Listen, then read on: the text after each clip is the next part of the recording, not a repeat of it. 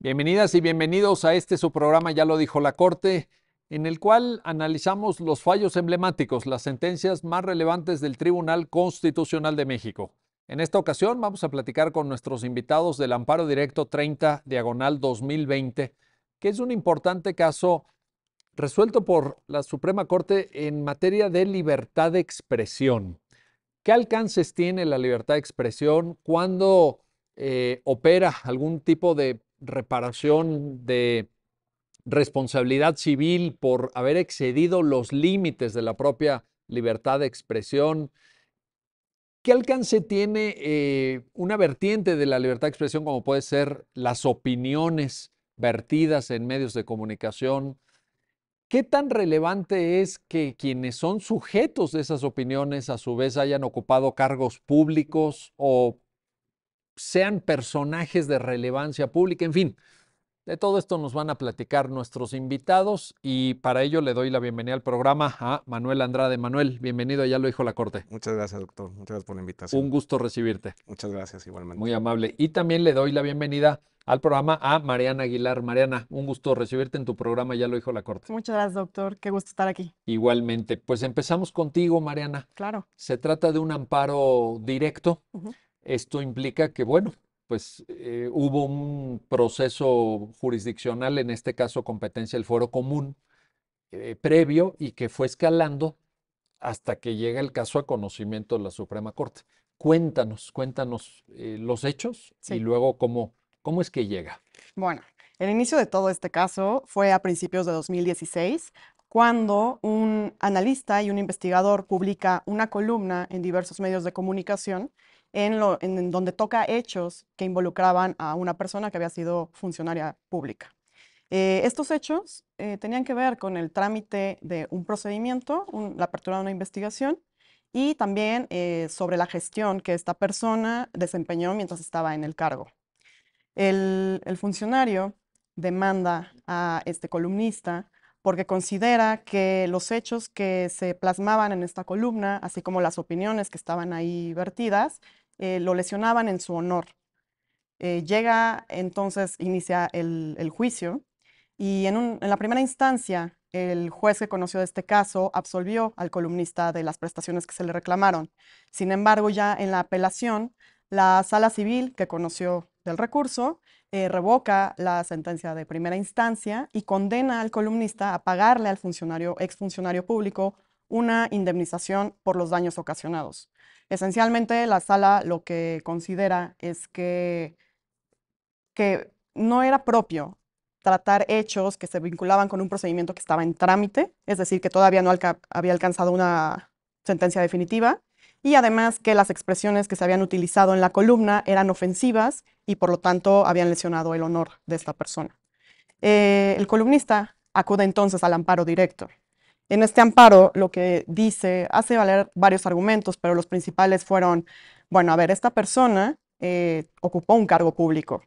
Los hechos de los cuales yo estoy hablando se relacionan con ese cargo y con cuestiones que interesan a la sociedad. Además, se trata de hechos que eran del conocimiento público, es decir, no era un tema que él estuviera revelando por primera vez o que solo él conociera, sino que era, de nuevo, de conocimiento público y que las expresiones al final del día estaban relacionadas con estos hechos. Dice, los hechos, había una presunción de su veracidad y por lo tanto debe entenderse que no hice un ejercicio abusivo de la libertad de expresión, que era el argumento de la contraparte. La Corte tiene la oportunidad de evaluar los méritos de este caso para atraerlo y que se resuelva en esta instancia. Y dice, sí, hay una importancia en seguir desarrollando una doctrina bastante ya desarrollada en cuanto a cómo interactúa la libertad de expresión con los derechos de la personalidad, en este caso era el derecho al honor de la otra persona, pero con estas particularidades donde tenemos involucrados a un funcionario público, a una persona que podríamos catalogar como periodista sobre un tema que parece ser de relevancia pública, ¿no? En principio, y sobre todo atendiendo a el género periodístico del cual estamos hablando, que es una columna donde mayoritariamente se expresan opiniones. Entonces, ¿a qué estándares vamos a sujetar estas expresiones para ver si están protegidas o no por el derecho a la libertad de expresión? Ahí está la Así cuestión. llegó aquí. Así es como llega Sí. a conocimiento de la Corte. Muchas gracias, Mariana, por No, esta síntesis. Vamos contigo, Manuel Andrade, porque una cuestión que aborda la sentencia en su primera parte tiene que ver con el marco jurídico aplicable. Toda vez que se presenta la demanda en un juicio ordinario civil en la Ciudad de México, y en la Ciudad de México hay una regulación genérica para este tipo de procesos donde se demanda daño moral y eventualmente pudiéramos por ahí, luego por las conclusiones al que de la sentencia no lo trata, pero eventualmente daño punitivo. Pero si este daño moral tiene como fuente el ejercicio de la libertad de expresión, tiene la Ciudad de México, lo aclaro, otro marco normativo diferente. Cuéntanos esta parte, si fueras tan amable. Claro que sí, cómo no. Así es, existe un marco normativo en general para los casos en donde se demanda una reparación por daño moral y esta se regula por el Código Civil de la Ciudad de México, ¿no? Pero existe una ley especializada para casos en donde el conflicto sea por el uso o el abuso más bien del derecho a la información y también el abuso de la libertad de expresión. Esta ley contempla los casos en los que se puede demandar y también los elementos de la acción para demandar este tipo de perjuicios derivados de los usos de estos derechos, tanto libertad de expresión como de acceso a la información pública. Pero sí tiene regulaciones distintas en cuanto a la manera en cómo se puede sancionar uno u otro caso. Y son muy importantes porque el Código Civil regula aspectos que merecen sanciones, como lo acabas de decir, punitivas, mientras que en el otro ordenamiento particular establece consecuencias que derivan de la naturaleza de estos ejercicios de derecho a la información y libertad de expresión. Y son muy distintos porque se trata de conductas diferentes, se trata también de relaciones distintas entre particulares y entre una persona que ejerce su derecho a la información o el ejercicio de derecho a la libertad de expresión frente a actuaciones de servidores públicos. Entonces, sí era muy importante dilucidar en este caso cuál era la norma aplicable porque en el juicio civil, la sala aplicó las dos normas. Aplicó las dos normas, dijo, se aplican subsidiariamente, no se trata de que haya una especialización para un caso y se aplique una norma para otro, sino que se aplican simultáneamente y esto pues deriva en un montón de sanciones para este tipo de casos en donde se está haciendo valer un perjuicio derivado de una opinión informativa. ¿Qué sucede? Que el Código Civil establece sanciones pues un poquito más severas, ¿no? Porque como no se contempla en un inicio este ejercicio de libertad de expresión, sino una relación en donde el daño puede ser hacia la persona a la que está dirigida la opinión, pues la sanción es más fuerte, ¿no? En cambio, el escrutinio para un ataque, por así decirlo, o una opinión más bien que se genera en materia de interés o en temas de interés público, pues el estándar es diferente. Es diferente por el nivel de importancia que tiene para la sociedad este tipo de información que se da a conocer por parte de los periodistas. Entonces, lo que se decidió en la primera sala fue que la norma aplicable era la especializada, ¿no? Que es esta que regula todos estos aspectos relativos a una demanda por una afectación o una posible afectación generada por una opinión en el uso de la libertad de expresión y no es aplicable el Código Civil que regula en especial estos otros temas que no tienen nada que ver con derecho a libertad de expresión o derecho a la información. Correcto. Oye, y nada más para precisar, Manuel, evidentemente esto pues es porque esta norma más específica en el caso de la capital de la República existe, pero Exacto.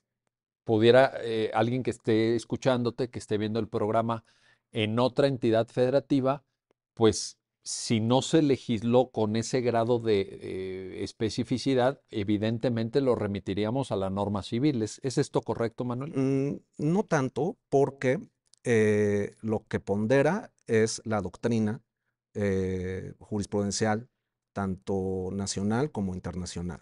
O sea, existen estándares ya desarrollados por la Suprema Corte de Justicia de la Nación y también en tratados internacionales que pues, han sido también adoptados por la Suprema Corte para tratar este tipo de asuntos. Entonces, sí era en este caso, porque era parte de la litis, determinar cuál era la ley aplicable. Se tenía que hacer.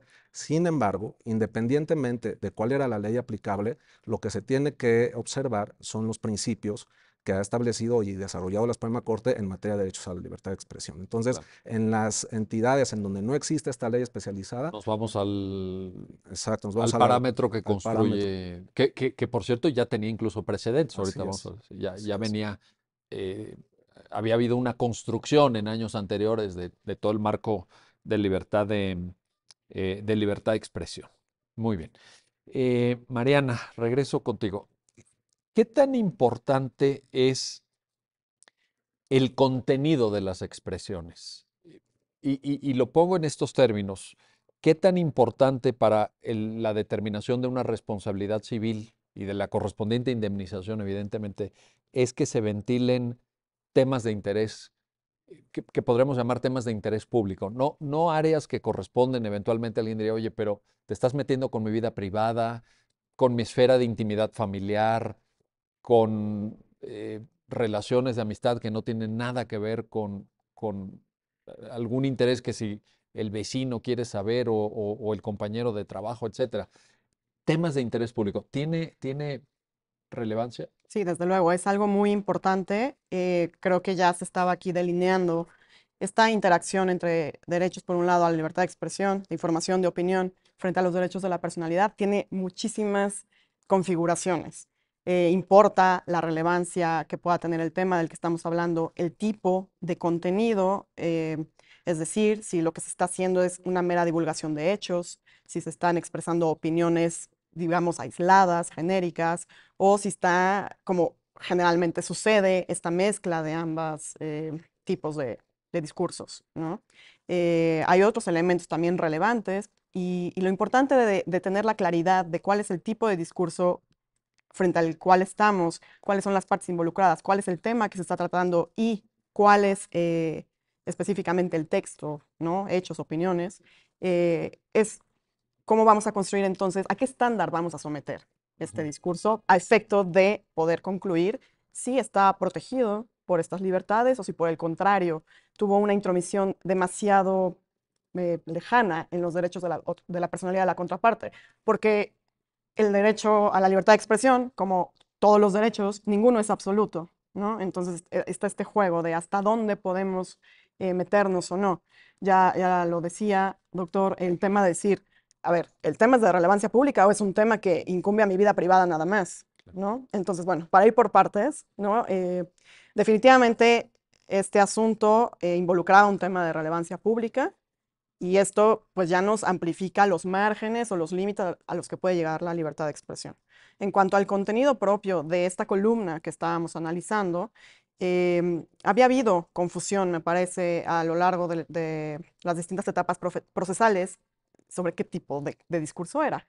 Se le estaba dando el tratamiento de divulgación de información, como si lo que se estuviera haciendo era una labor, no sé, de reportaje, y se le estaba sometiendo a otro tipo de estándares. No, tuvimos que dilucidar. A ver, aquí una columna, por definición, es casi una opinión, pero claramente se construye a partir de hechos. Entonces, los hechos, como son demostrables, son constatables, están sujetos a criterios de veracidad, de falsedad, de imparcialidad. Las opiniones no podemos hablar de opiniones verdaderas o falsas. Entonces, poder distinguir muy bien cuándo estábamos hablando de un hecho, cuándo estábamos hablando de una opinión, es tremendamente relevante, además dado que el tema era de relevancia pública. Lo que se dijo aquí es, bien, tenemos que verificar si los hechos sobre los cuales se está opinando, que como comentaba al inicio, tenían que ver con la gestión del funcionario público, eh, si cumplían con estos límites de la veracidad. Y ya a partir de ello, ver si las opiniones que se construían sobre ellos están relacionadas, contextualizadas con este mensaje en general, o si eran cosas completamente ajenas y que pudiéramos decir, no, bueno, no venían al caso, son ofensivas porque sí, y no aportan a la construcción de una opinión crítica en la sociedad, a tratar de formar algún tipo de debate. Es decir, ¿no? Entonces, De contribuir al debate público propio de una democracia deliberativa también, totalmente. donde los temas se analizan, se discuten, en algunos estaremos de acuerdo, en Exacto, otros discreparemos, pero el enriquecimiento que se logra a partir de esa discusión y de ese debate es lo que hay que privilegiar, claro. y no el hecho de tener, digamos, opiniones incontestables o evitar la crítica de quien es o ha sido servidor o servidora pública también. Sí, aquí hay un tema, justamente también es relevante ver en qué medida esta persona que está expresando su opinión deja muy en claro que se trata de una opinión y no lo está presentando como un hecho Pero y incontrovertible. en eso, Mariana, podríamos afirmar que la sentencia es contundente porque incluso en la sección del periódico donde aparece es Ajá, la sección de de opinión, opinión. claro. Sí, Eso lo dice la sí, sentencia. sí. Porque, de nuevo, había como esta confusión de inicio sobre como si estuvieran informando los hechos, como tratando de dar la noticia. Y era como, no, o sea, la finalidad de este texto no es informar, eran hechos del conocimiento público. Fue parte de la defensa, es Bueno, decir, opinan sobre y el eso. autor es columnista, Sí, sí, no es reportero. Vaya, exactamente. podría parecer, a lo mejor quienes están viendo el programa dicen, bueno, pero la frontera puede ser muy porosa, muy sutil. Ujú. Pero yo creo que en el ejercicio del periodismo Es un abanico. hay un abanico ciertamente, pero sabemos quiénes opinan y quiénes Quienes hacen informan. reportajes que están basados en información. Y lo que tú decías es muy importante porque, claro, en opinión hay un componente eminentemente subjetivo de quien suscribe el artículo. Y esta es mi apreciación de los hechos. Ujú. Claro, tú decías también, Mariana, bueno, pero con base en ciertos hechos, porque en esa columna también se refieren hechos. Exactamente. Sí, pero la valoración que se haga, la interpretación, lo pongo así, de esos hechos, pues ese es mi criterio. Exacto. En un reportaje, me parece que el apego, ahorita que regresemos del corte, hablamos de veracidad y de verdad, pero el apego a lo acontecido, pues es algo que le da un plus importante y que amerita una protección reforzada si es que el contenido efectivamente refleja eso. Exacto. Y si es un contenido falso, pues bueno, ahí me decía un amigo que expone estos temas en una escuela de derecho, decía, es como si sale el día de mañana 8 columnas. Manuel Andrade rompió el récord mundial de maratón. Y dice Manuel, oye, pues esa información me hace quedar muy bien, Ujú. ¿no? Soy el recordman de maratón y todo, pero pues es falso. Bueno, creo que es falso, Manuel, No, no es falso, no es no, falso. salvo que seas salvo que hayas roto el récord de maratón, ¿verdad? Pero fíjate, ¿por qué? Porque eso no es una opinión. Yo no estoy opinando Exacto. que Manuel rompió el récord de maratón. Ese es un hecho. Ujú, Y el hecho es constatable. exacto. O es o O no no es, es. tal cual. Pero ahí es donde viene la cuestión. Bueno, vamos a hacer una pausa, no se vayan, regresamos enseguida para continuar en el análisis de esta sentencia, la que resuelve el amparo directo 30 diagonal 2020 con nuestros invitados. Regresamos. Ya estamos de vuelta, ya estamos de regreso en su programa, ya lo dijo la Corte, para continuar en esta conversación con nuestros invitados sobre el amparo directo 30 diagonal 2020. Regreso contigo, Manuel Andrade. A ver, nos planteaba ahorita Mariana, antes del corte, esta diferencia entre opinión y reportaje por cuanto a que la opinión tiene un componente, decíamos, subjetivo, es una apreciación que hace el autor de la propia opinión, y en cambio en una nota informativa, cuando lo que se transmite no son opiniones sino informaciones, pues sí, digamos, amerita un mayor apego a los hechos. Ahí entra un concepto que la sentencia incorpora y que incluso en la discusión contemporánea sobre la libertad de expresión, pues es antigua porque ya estaba en New York Times versus Sullivan de la Corte Suprema de Estados Unidos, que es veracidad. Te lo planteo porque eventualmente alguien que esté viendo el programa dice, oye, a ver, ¿veracidad es lo mismo que verdad? ¿Es lo mismo, Manuel? No, no, y este punto es muy importante para tratar estos temas de libertad de expresión. Eh, Como lo comentaba hace ratito Mariana, en este tipo de asuntos hay que verificar y hay que poner especial énfasis en el tipo de documento que está en controversia. Podría ser un reportaje, podría ser de estas noticias en donde escuchamos hechos, ¿no? Por ejemplo, el tráfico estuvo pesadísimo hoy porque hay una manifestación en Reforma de Insurgentes, ¿no? Estamos ante hechos, ¿no? Hechos. Las opiniones se vierten en otro tipo de trabajos periodísticos como las columnas. Ajá. Estas columnas pueden contener tanto hechos como opiniones. Ajá. Entonces, lo que opera cuando se trata de hechos u opiniones que tienen relación con hechos es de que haya cierta veracidad, pero no hay que confundir, como bien lo expresas, o más bien surge esta duda, ¿es lo mismo veracidad que verdad? No, no lo es. ¿Por qué? Porque debemos de tener en cuenta que el ejercicio del derecho a la libertad de expresión como parte de un desarrollo social democrático debe de tener cierta tolerancia, incluso al error, ¿no? Entonces, ¿qué sucede? Lo que se exige en el parámetro constitucional es que haya cierta veracidad, es decir, que haya un soporte razonable de esta información que revele que hubo un trabajo periodístico con cierta diligencia, con cierta responsabilidad, pero sin establecer una obligación de una veracidad exhaustiva que nos dé lugar a decir es que sí pasó verdaderamente las cosas tal como las está diciendo este columnista, este periodista. No, ¿por qué? Porque a la larga esto nos va a llevar a una limitante al derecho a la libertad de expresión, nos va a llevar al extremo de exigirle al periodista o a quien expresa la opinión, eh, casi casi como si fuera un juez, ¿no?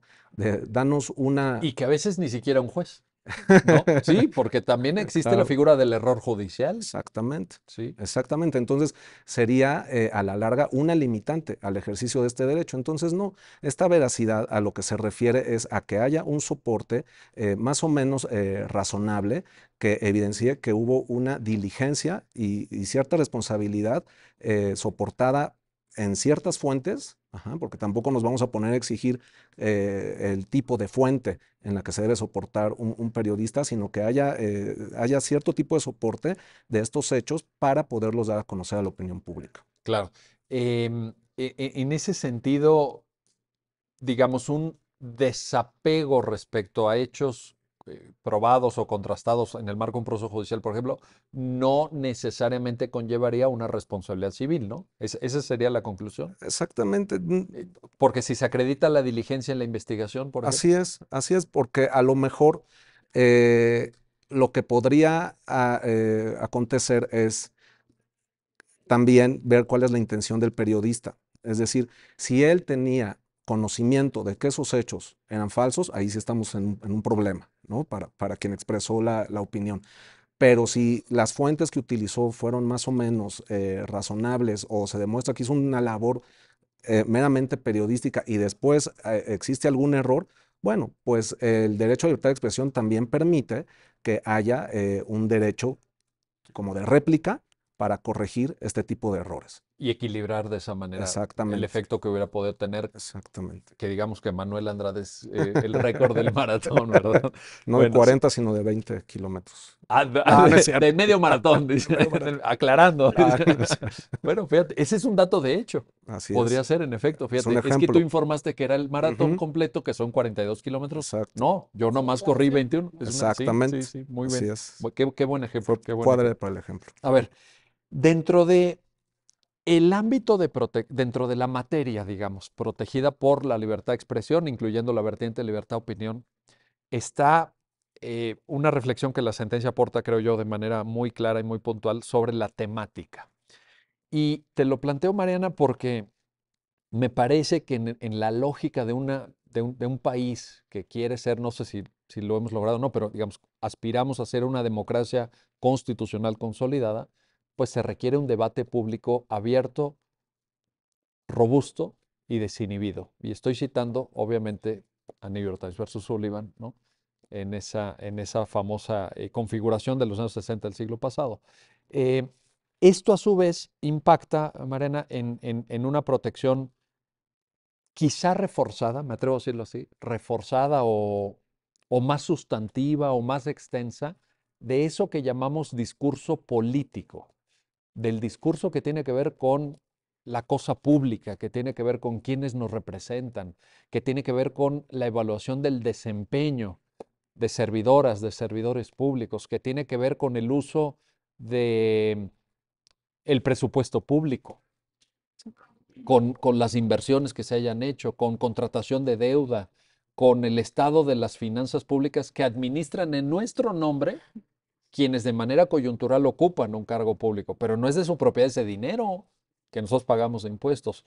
Todo esto tiene relevancia para cuando llega un caso a un tribunal, saber dónde están los límites, cuando se sobrepasaron esos límites y cuándo no. Sí, totalmente. Me parece que este tema de la relevancia pública o el interés público en el tema que se está tratando es probablemente lo primero que tengamos que analizar.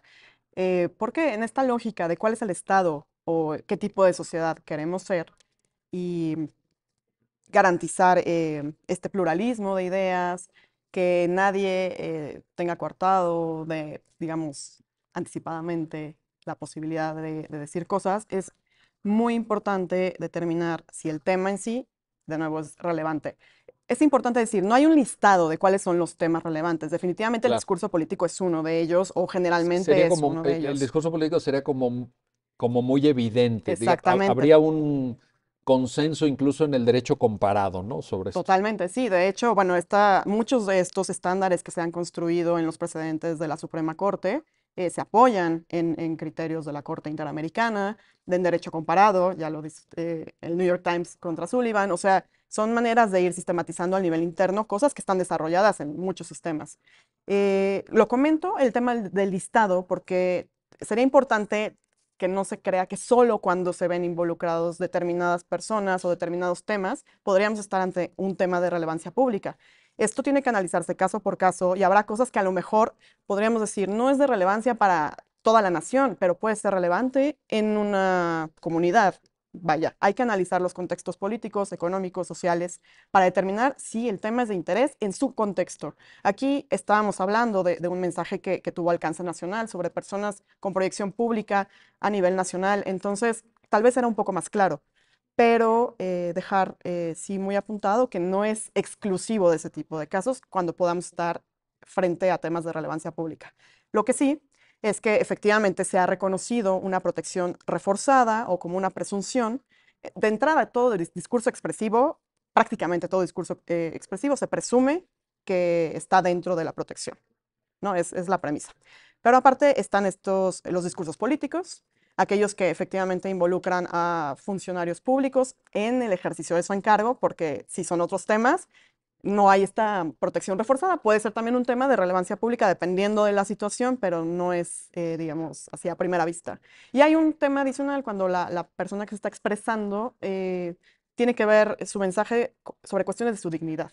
Estos tres ejemplos son de la protección reforzada. Nuestro caso se ubicaba en este, pero bueno, podría haber otros donde no sea tan evidente y se tenga que hacer este ejercicio interpretativo y dentro de un contexto para determinar si vamos a aplicar estos estándares. Oye, decías, Mariana, que los temas, el listado, Ujú, digamos, de temas que son sujetos de un nivel de escrutinio, de un nivel de protección reforzada, como el caso del discurso político, etcétera, no existe ese listado. ujú.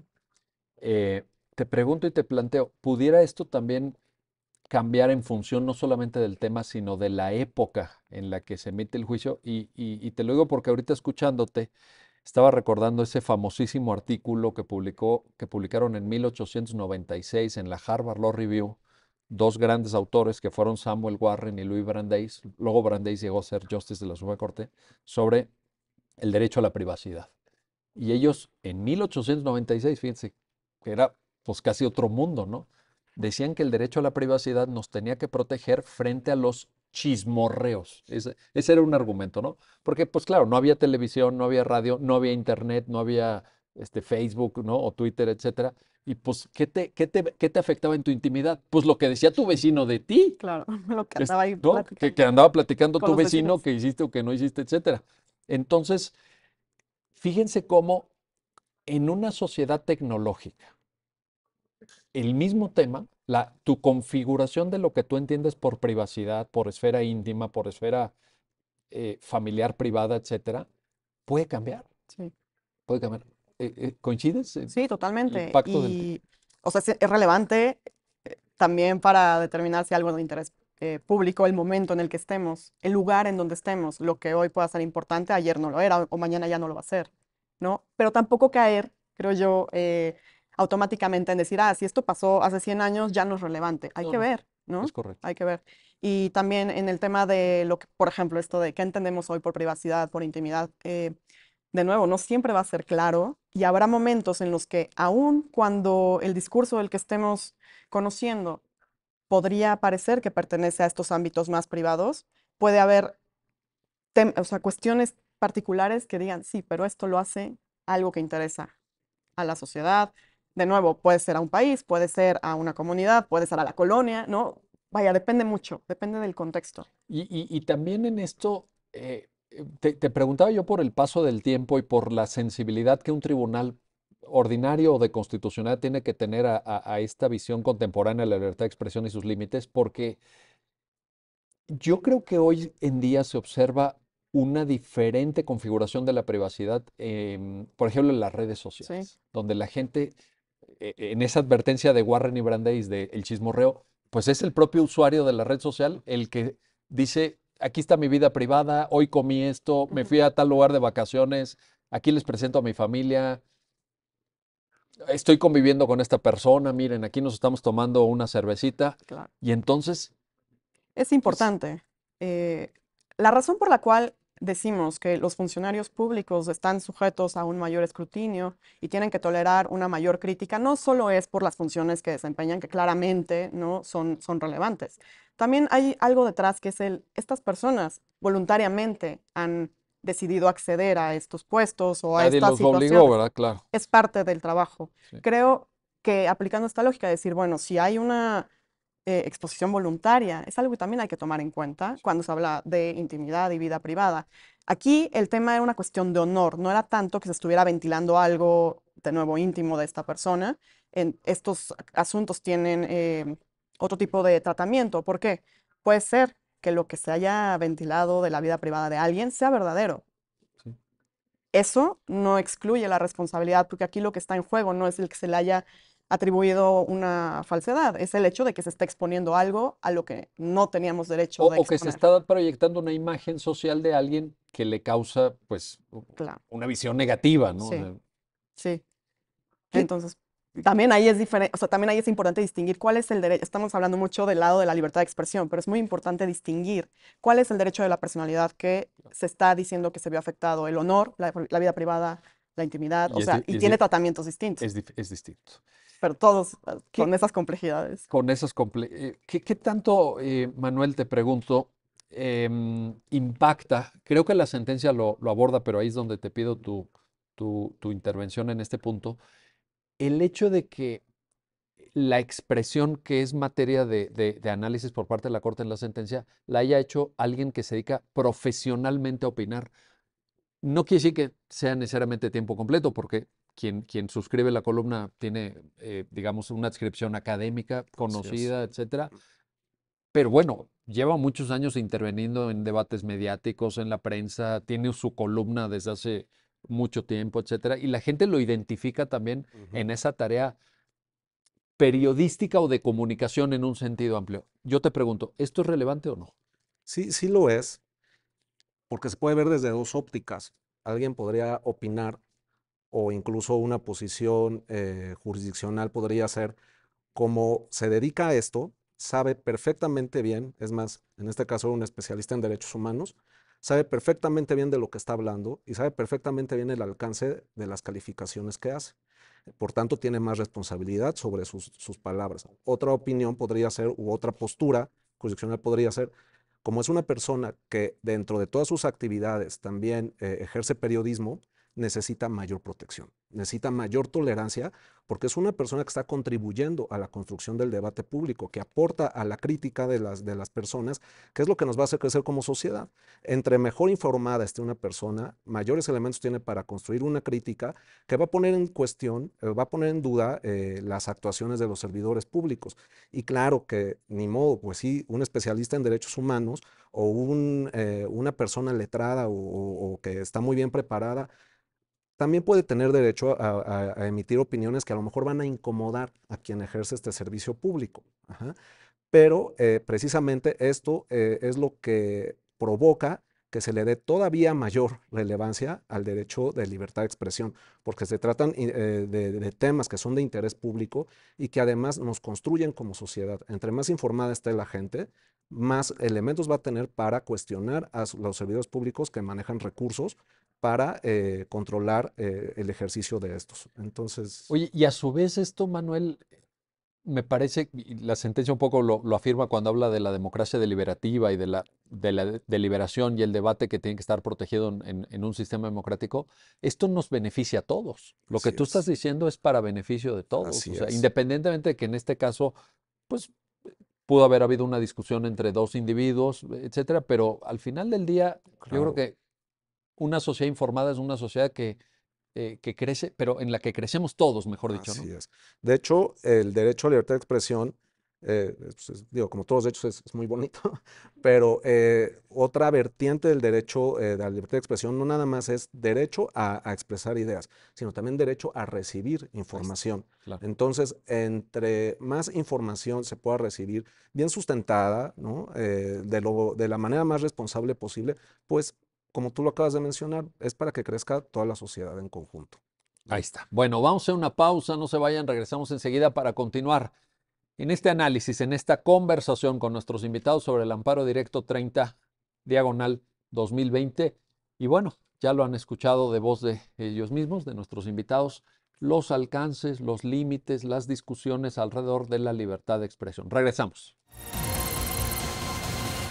Ya estamos de vuelta, ya estamos de regreso en este su programa, ya lo dijo la Corte, para continuar en el análisis de esta sentencia, la que resuelve el amparo directo 30 diagonal 2020 con nuestros invitados. A ver, Mariana Aguilar, nos decía Manuel antes de la pausa, la persona que realiza la expresión, esta consideración de el ejercicio periodístico, etcétera, que también podríamos, como te lo preguntaba yo en relación a los ámbitos cambiantes, fluidos, diría algún sociólogo, líquidos de la modernidad, en relación a qué es una información que afecta a tu vida privada, tu vida íntima, tu vida familiar, etcétera.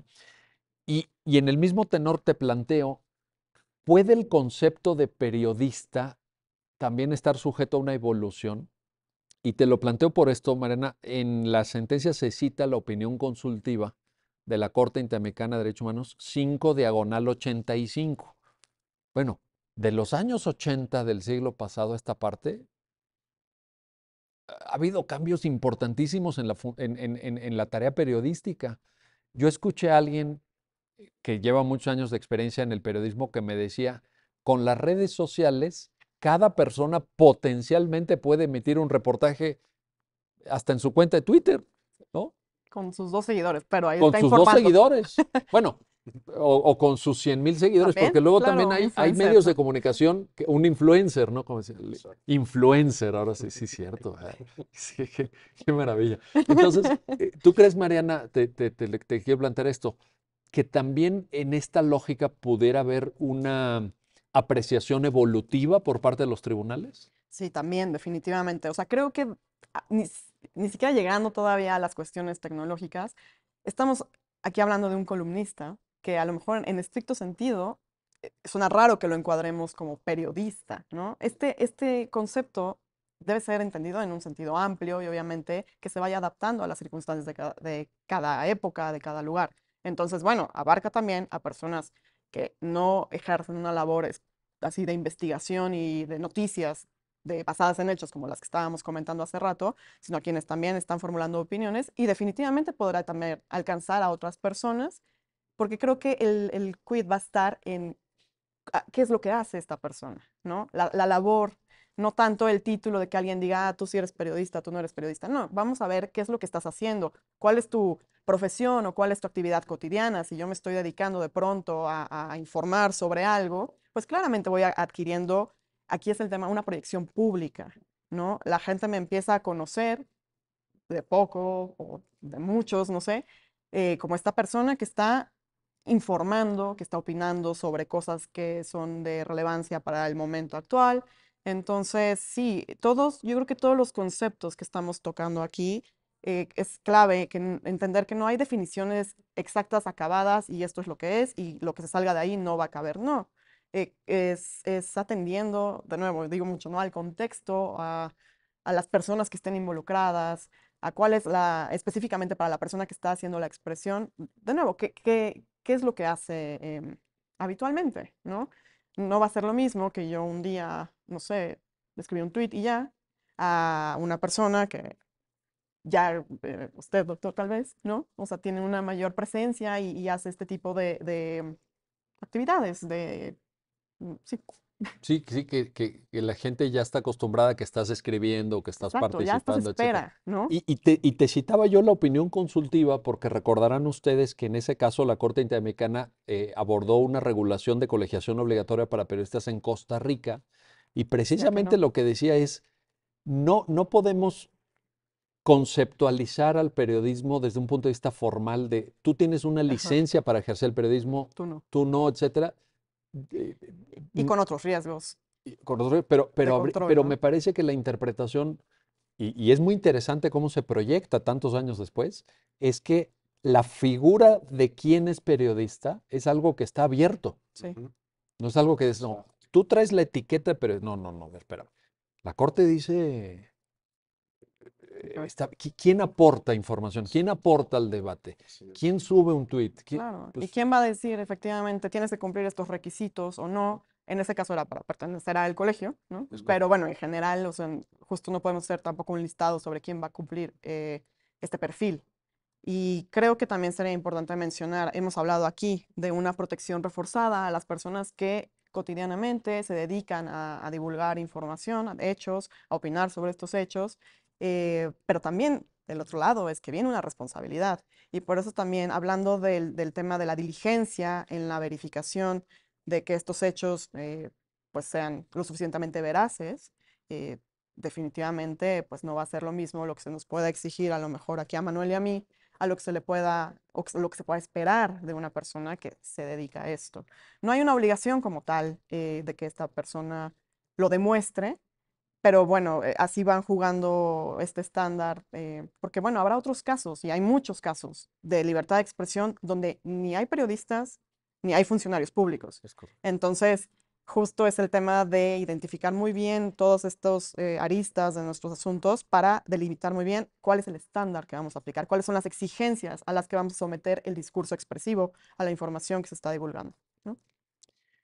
Em, el siguiente tema, Manuel. Ahorita nos platicaba, bueno, tú mismo, Mariana, en esta intervención que acabamos de escuchar, sobre la persona que realiza la expresión. Ahora, yo te quiero plantear el siguiente tema que también en esta secuencia has abordado, en este orden, pues, Ujú, por la sentencia que es la persona que alega un daño.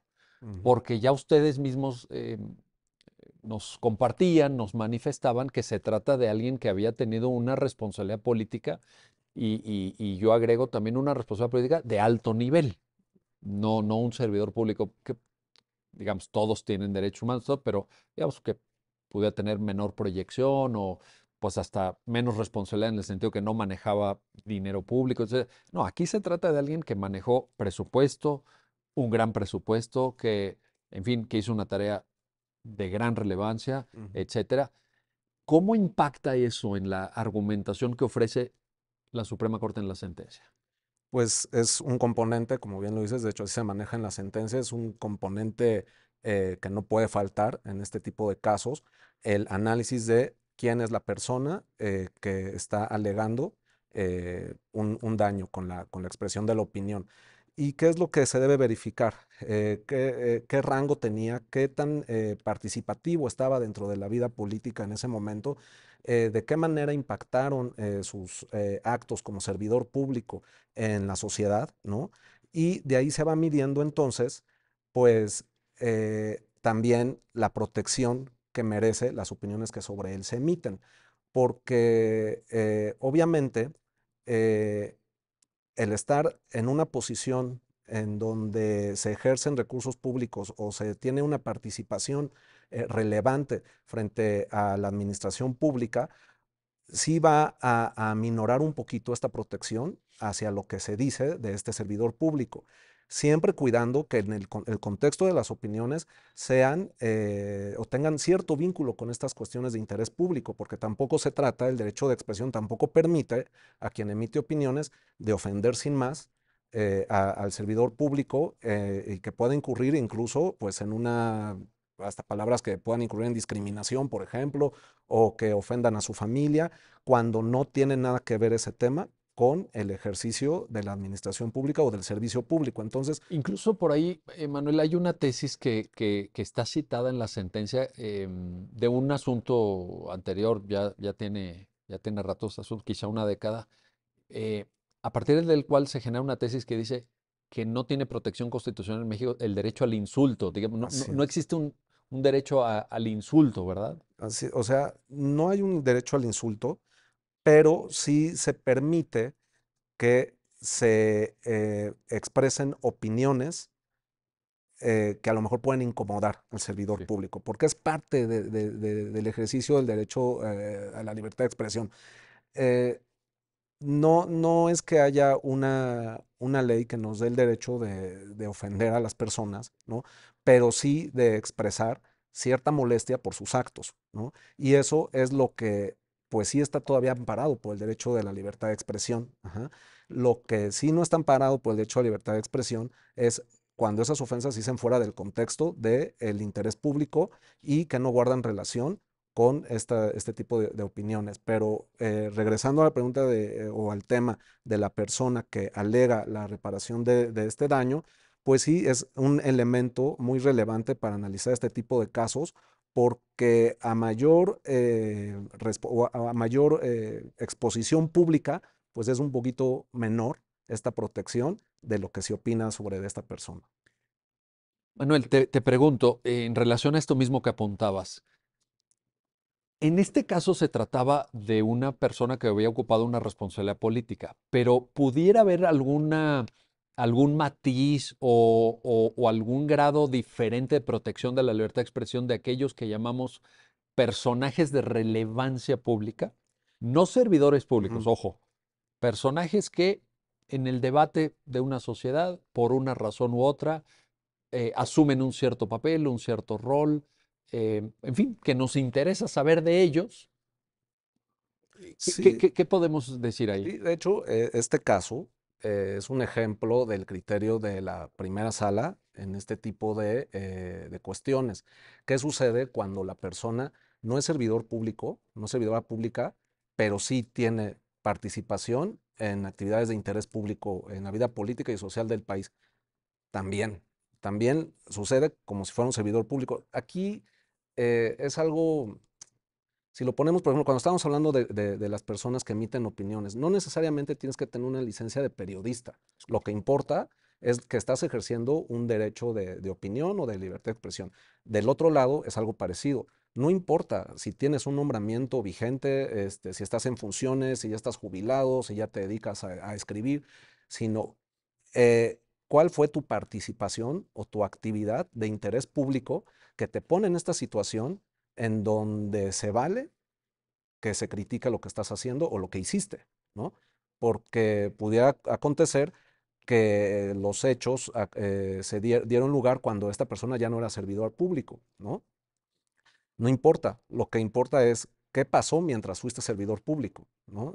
Claro que entra también en este ámbito de protección del derecho a libertad de expresión para quien opina de esa persona. También Ujú. estaré ahí. Así es. Mariana, regreso contigo. Hay en todo este debate, creo que la sentencia aporta una construcción conceptual, dogmática impresionante. Es probablemente una de las sentencias de la Corte que con mayor amplitud trata la libertad de expresión. Por ahí se menciona un tecnicismo que hasta está en latín, ¿verdad? Pero que pues forma parte del debate contemporáneo sobre libertad de expresión, que es la exceptio veritatis. La exceptio veritatis. ¿Qué es esto de la exceptio veritatis? Bien. Cuéntanos. ¿Y por qué es relevante en el contexto de la sentencia? Es un paso atrás. Hablamos de que habrá un ejercicio abusivo de la libertad de expresión, por llamarlo de alguna forma, o una expresión que no esté protegida por este derecho. El caso que estábamos tratando aquí era ver si había información la información que se divulgó o la información a partir de la cual se construyó la opinión es falsa. Y no solo es falsa, si la persona que la divulga o la persona que opina conocía esa salvedad o no se demuestra un ejercicio diligente en la comprobación de la veracidad de esta información. Cuando hablamos de este ejercicio diligente y de la veracidad de la información, lo que nos dice la exceptio veritatis es este principio que juega, vamos a decir, en favor de la persona que se expresa, es decir, no te pueden obligar a que tú vengas y traigas todas las pruebas de la veracidad de lo que dijiste o sobre lo que opinaste, o de que sí seguiste así todo este procedimiento investigativo, qué sé yo, de comprobación. No se te puede exigir para evitar la responsabilidad que te están atribuyendo. Sin embargo, puedes hacerlo para defenderte. De hecho, en este caso sucedió, en la columna había elementos suficientes sobre la veracidad, o bueno, sí, sobre la veracidad de los hechos que se estaban ahí mencionando y sobre cuál fue el proceso del que se... No se concluye que algún hecho fuera falso, ¿verdad? No, no, no. O sea, de hecho, por eso nos quedamos como muy al inicio, pero aun cuando los hechos no eran falsos o no se demuestra que fueran falsos, la persona, el columnista, aporta información adicional a la que ya estaba en la columna para decir, mira, encima lo que yo dije aquí se comprueba con esta información, que son documentos públicos, que están en esta página, en fin, era también información, vamos a decir, que no estaba al alcance de todas las personas, ¿no? En portales públicos. Eso fue una cuestión, él ejerció esta exceptio veritatis a efecto de robustecer su defensa, aun cuando no era una obligación que él tenía, ¿no? En todo caso, la falsedad tiene que demostrarse por la otra parte, ¿no? Vaya, hay un juego aquí de cargas probatorias, pero bueno, específicamente el principio este que comentamos es, no me pueden obligar a demostrar la veracidad de lo que dije o cuál fue el proceso que seguí, pero tengo la opción de aportar más Puede ser una línea de defensa. Y te lo preguntaba, Mariana, porque eventualmente alguien que esté viendo el programa, este programa lo ve gente del gremio jurídico, gente de fuera del gremio jurídico, pero en relación a quienes ejercen el derecho, pues pudiera ser una línea útil de defensa, como lo ha sido en el derecho comparado también. Es decir, ¿cómo te vas a defender? Decir, no, mira, es que esto pues es apegado a lo que sucedió. Sin embargo, o sea, creo que sí hay una razón importante por la cual no es una opción, pero no una obligación. Exacto. Porque si tuviéramos todos, cada vez que nos expresamos de algo, tener nuestros respaldos a la mano, ¿qué estamos haciendo? Disuadiendo el debate. Estamos inhibiendo este flujo de información, de opiniones, de ideas, y como ya lo mencionaba Manuel hace rato, se entiende que la libertad de expresión es muy importante para los estados democráticos, los estados constitucionales, y si ponemos este tipo de trabas desde un inicio, no se va a fomentar las cosas que estamos buscando. Se ¿no? produce el efecto inhibitorio, ¿no? Como dicen en la jurisprudencia norteamericana. Para terminar, Manuel Andrade, estamos ya terminando el programa. ¿Qué concluye? ¿Qué concluye la sentencia entonces? Bueno, la sentencia concluye que en este caso en específico debe revocarse la decisión de la sala civil porque no resolvió conforme a todos estos criterios que hemos tratado ahorita sobre la protección del derecho a la libertad de expresión.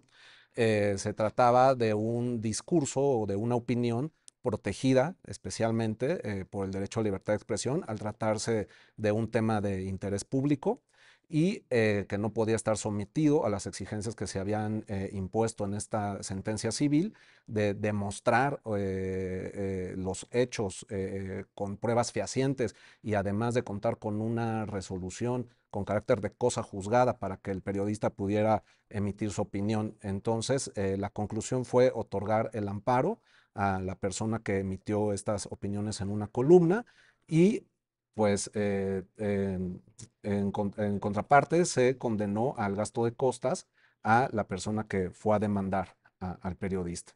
Correcto.